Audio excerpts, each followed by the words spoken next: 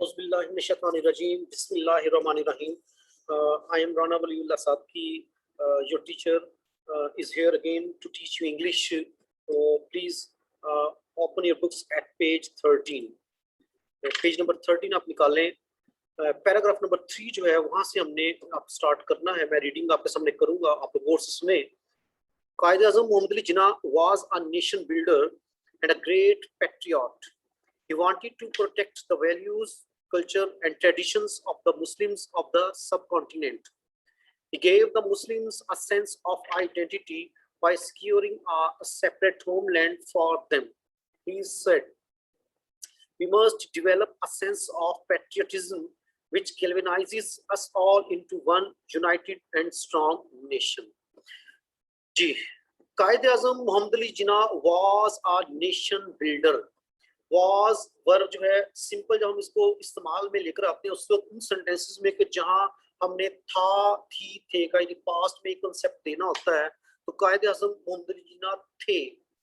A nation builder, एक हमारे कौम थे. एंड अ ग्रेट पैट्रियट, और एक अजीम मुहिब्बे वतन थे. तो कायद-ए-आज़म मोहम्मद अली जिन्ना एक हमारे कौम और एक अजीम मुहिब्बे वतन थे. ही वांटेड, अब ये एक इम्पोर्टेंट मतलब टेंस है, तो ही वांटेड, और ये है past indefinite tense. Past indefinite tense क्या है? इंग्लिश में देखें तो पॉजिटिव सेंटेंसेस में हेल्पिंग वर्ब नहीं होगा और पास्ट फॉर्म सेकंड फॉर्म नजर आएगी होगी.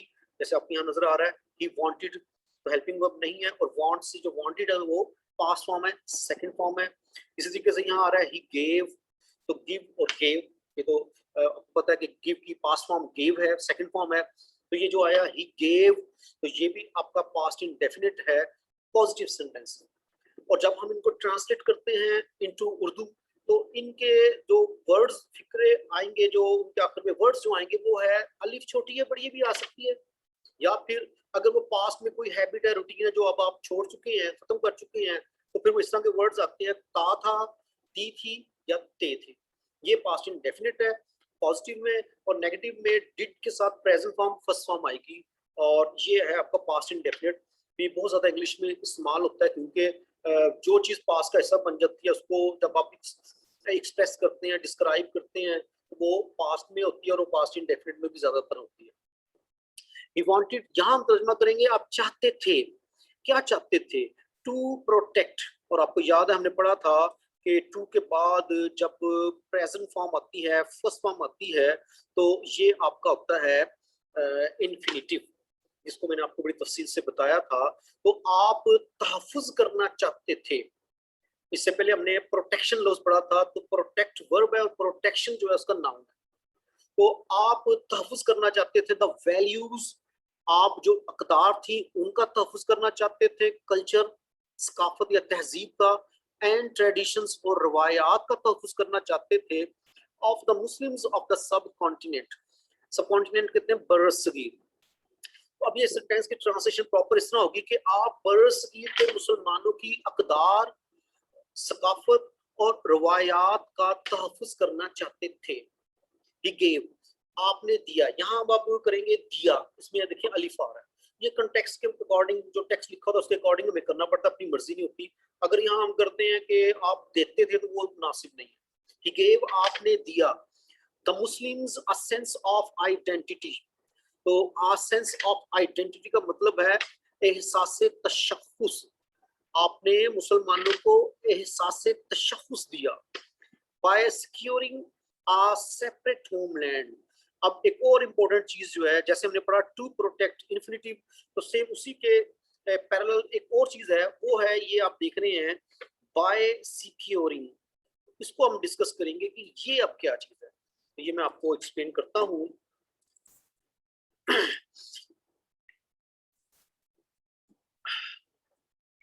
अब देखिए हमारा जो टॉपिक है जो हमने पढ़ा बाय सिक्योरिंग, वो है जेरेंड या प्रेजेंट पार्टिसिपल. मतलब क्या है जेरेंड और प्रेजेंट पार्टिसिपल क्या है? First form plus ING. जब भी आप किसी वर्ब के साथ फर्स्ट फॉर्म के साथ आईएनजी को ऐड कर देते हैं, तो या तो वो जेरेंड बन जाता है या वो प्रेजेंट पार्टिसिपल.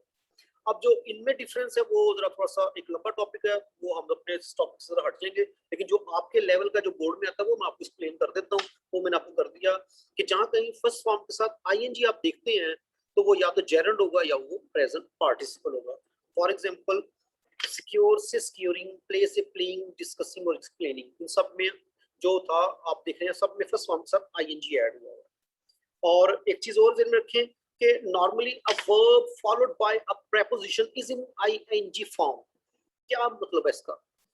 इसका मतलब ये है कि जब भी आपका प्रेपोजिशन के बाद कोई वर्ब आएगा तो वो आईएनजी फॉर्म में होगा। प्रेपोजिशंस क्या हैं? ये जो वर्ड्स हैं in, an, on, at, from, by, through, before, after, over, at और वो से, ये सारे आपके प्रेपोजिशन हैं। तो जब भी प्रेपोजिशन के फौरन बाद आपको कोई वर्ब लगाना पड़े या वर्ब आएगा तो आप देखिएगा, आपने लगाना है तो आपने आईएनजी फॉर्म में लगाना है, या कहीं आप लिखा हुआ देखेंगे तो जब भी प्रेपोजिशन के बाद वर्ब आएगा तो वो फर्स्ट फॉर्म प्लस आईएनजी होगा। इसकी कुछ एग्जांपल्स आपको दिखाता हूँ। He ran for catching the ball। अब आप देखिए इसमें for जो है ये है आपका प्रेपोजिशन, उसके फौरन बाद जो वर्ब आया कैच, वो कैच को आप देखिए मैंने आईएनजी के साथ लिखा कैचिंग। अगर नहीं लिखूंगा तो गलत हो जाएगा, क्योंकि असूल है कि प्रेपोजिशन के फौरन बाद नॉर्मली एक दो सूरतें हैं जिसमें आईएनजी फॉर्म नहीं आती, उसको मतलब वो किसी और अंदाज से हम देख लेंगे, मतलब लेकिन नॉर्मली प्रेपोजिशन के बाद जो है वो आईएनजी फॉर्म आता है। उसके बाद आप देखें by discussing this issue you can overcome it. By जो है ये भी आपका प्रेपोजिशन है, और उसके बाद जो डिस्कसिंग है वो आप देख रहे हैं फर्स्ट फॉर्म प्लस आईएनजी है। ही इंसिस्ट्स ऑन, ऑन प्रेपोजिशन है, उसके बाद जो बाय आ रहा है उसको बाइंग किया गया है। तो ये बड़ा एक इंपॉर्टेंट टॉपिक है कि जब भी कभी प्रेपोजिशन के फौरन बाद वर्ब आएगा तो वो आईएनजी फॉर्म में होगा, और उसको या तो हम जेरंड या प्रेजेंट पार्टिसिपल वो बाद में बता देंगे वो कौन सा जेरंड होता है कौन सा प्रेजेंट पार्टिसिपल होता है। तो दोबारा से हम पे चलते हैं अपनी वो ट्रांसलेशन की तरफ। तो इसमें हम पढ़ रहे थे यहाँ से कि बाय सिक्योरिंग आ सेपरेट होमलैंड, हासिल करते हुए। सिक्योर हासिल करना भी होता है, सिक्योर का मतलब होता है किसी चीज की हिफाजत करना, जैसे सिक्योर से है सिक्योरिटी गार्ड जो किसी चीज की, बिल्डिंग की, किसी भी चीज की हिफाजत कर रहा होता है। तो आपने मुसलमानों को के लिए सेपरेट होमलैंड, अलहदा वतन, फॉर देम उनके लिए हासिल करते हुए क्या किया कि मुसलमानों को एहसास से तशख्खुस दिया। एक और चीज है, ये भी मतलब आपके ने देखी होगी और जरूर डेफिनेटली पहले भी, इससे पहले भी आपको इस चीज का कंसेप्ट होगा।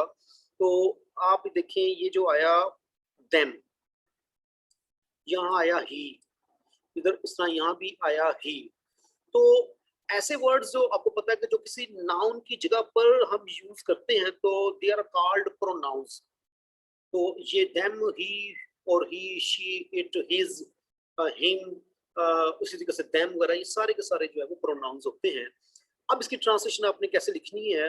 तो आपने मुसलमानों के लिए अलहदा वतन हासिल करते हुए उन्हें एहसास तशख्खुस दिया।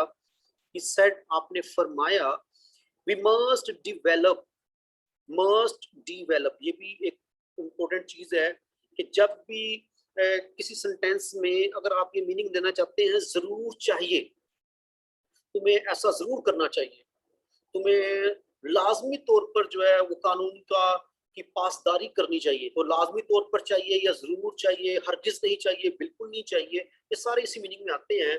तो इसके लिए हम मस्ट इस्तेमाल करते हैं और उसके साथ प्रेजेंट फॉर्म, फर्स्ट फॉर्म इस्तेमाल करते हैं।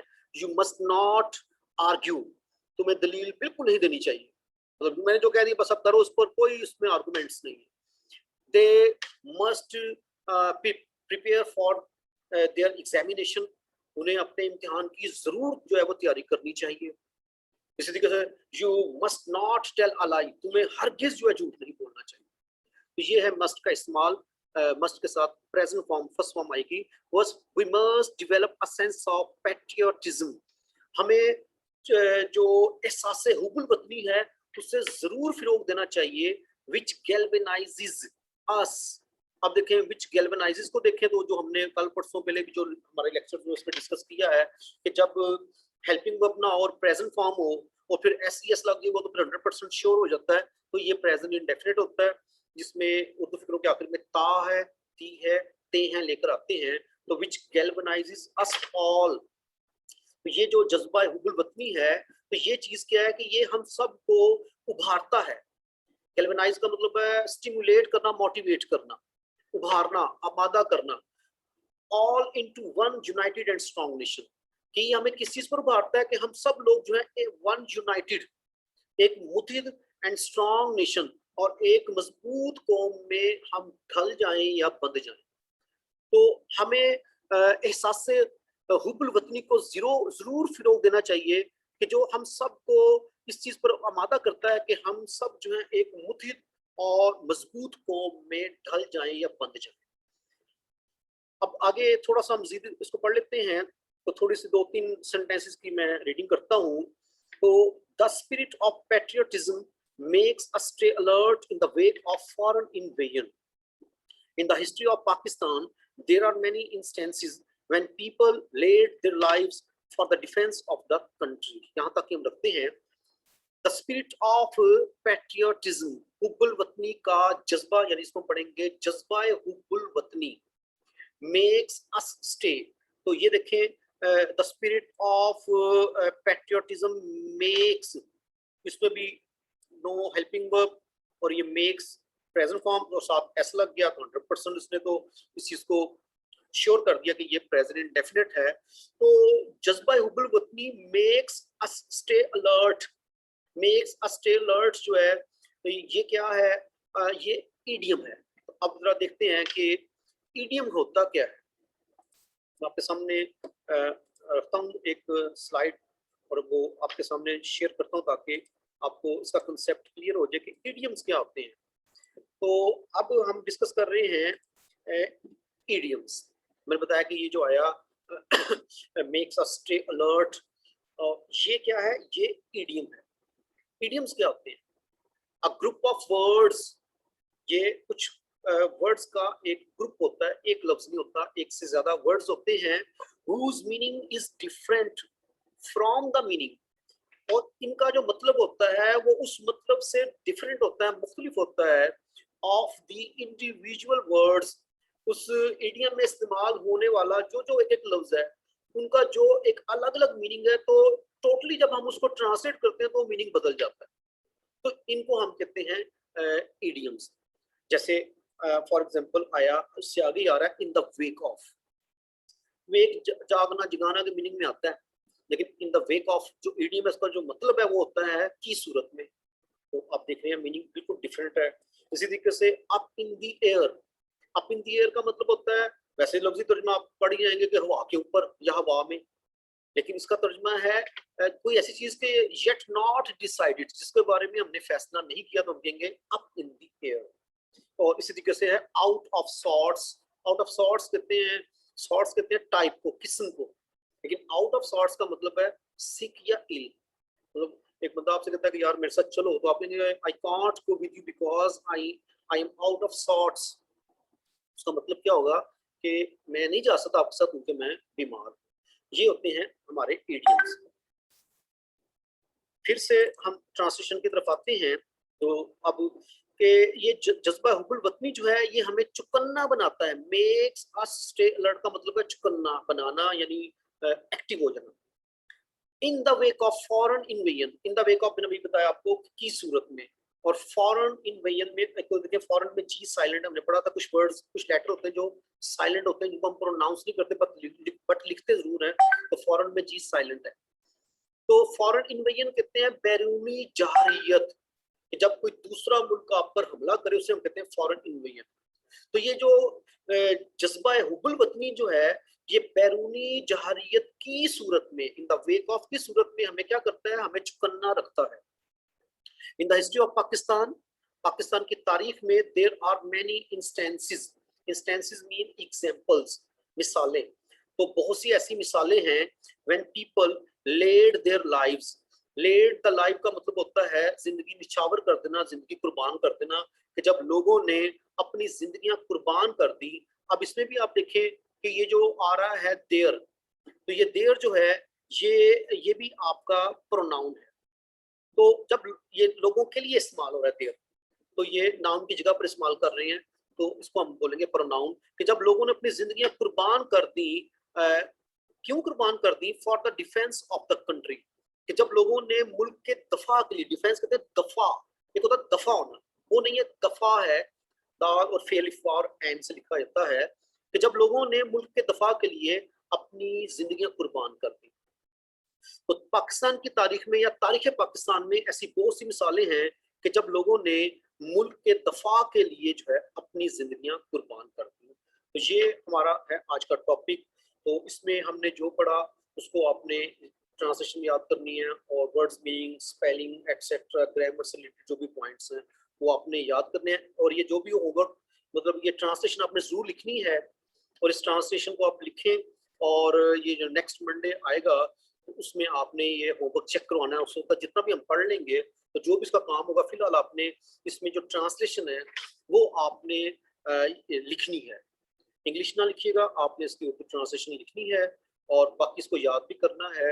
और इसके क्वेश्चन आंसर्स जो हैं उसके मैं आपको नोट्स शेयर कर दूंगा, तो वो भी आपने क्वेश्चन आंसर्स को भी लिखना और याद भी करना है। तो आज के लिए इतना ही काफ़ी है। तो उम्मीद करता हूँ कि आपको समझ आई होगी। तो इजाज़त चाहता हूँ। अल्लाह हाफिज़।